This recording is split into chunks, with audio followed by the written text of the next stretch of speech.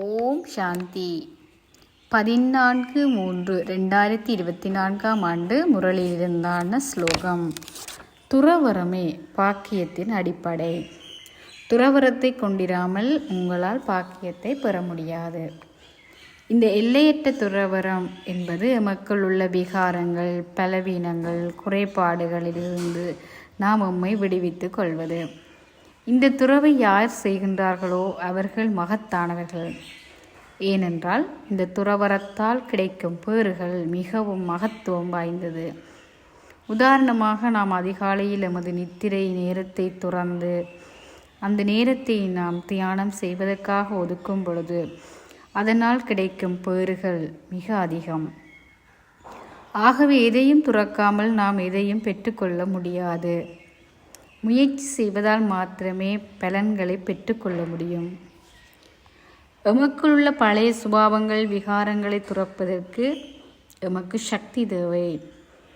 ஏனென்றால் பல பிறவியாக நாம் எமக்குள் சேர்த்து கொண்ட பழைய ஆழமான சம்ஸ்காரங்கள் இலகில் எம்மை விட்டு அகலாது. இதை செய்வதற்கு எமக்கு பாபாவின் துணை அவசியம். அவரின் நினைவு சக்தி எம்மை எமது விகாரங்கள், பலவீனங்களிலிருந்து எம்மை விடுவிக்கும். சில சமயங்களில் நாம் தற்காலிக காலத்துக்காக சில பலவீனங்கள், விகாரங்களிலிருந்து நாம் விடுபட்டது போல எமக்கு தோன்றினாலும், சந்தர்ப்ப சூழ்நிலைகள் ஏற்படும் பொழுது அந்த விகாரம் அல்லது பலவீனத்தின் சுவடு மீண்டும் வெளிப்படுவதை நாம் காணக்கூடியதாக இருக்கின்றது. அதன் அர்த்தம் அவற்றை நாம் ஆழமாக நாம் முடித்துவிடவில்லை. இதற்காக நாம் ஆழமான யோகாவில் நாம் இருந்து நமது பலவீனங்கள், விகாரங்களை முற்று முழுதாக அழித்து கொள்ள வேண்டும். அதற்காக அடிக்கடி சுய பரிசோதனை நாம் செய்ய வேண்டும்.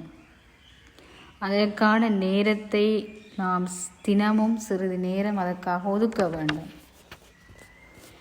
நாம் துறவரத்தின் மூலம் பெற்ற பாக்கியத்தை வெளிப்படுத்தும் போது அதை பார்க்கும் ஏனைய ஆத்மாக்கள் கவரப்பட்டு தந்தையை நோக்கி ஈர்க்கப்படுவார்கள். அது ஒரு சேவையாக அமையும்.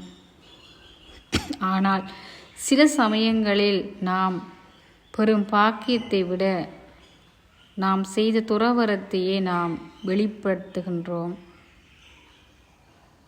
அது மற்றவர்களுக்கு ஒரு அவச்சேவையாக அமைகின்றது. சிலர் தந்தையை விட்டு விலகவும் காரணமாக அமைகின்றது. எவ்வளவுக்கு எமது முகம், நடத்தை, வார்த்தைகள் மூலம் எமது பாக்கியத்தை நாம் வெளிப்படுத்துகின்றோமோ அவ்வளவுக்கு ஆத்மாக்கள் கவரப்பட்டு தாமும் இந்த துறவரத்தை மேற்கொள்வதற்காக முயற்சி செய்வார்கள். உண்மையில் நாம் எமது பயனற்ற தேவையில்லாத விஷயங்களையே நாம் துறக்கிறோம். ஆனால் எமக்கு கிடைக்கும் பேர் என்பது மிகவும் அளப்பெரியதாகும். ஓம் சாந்தி.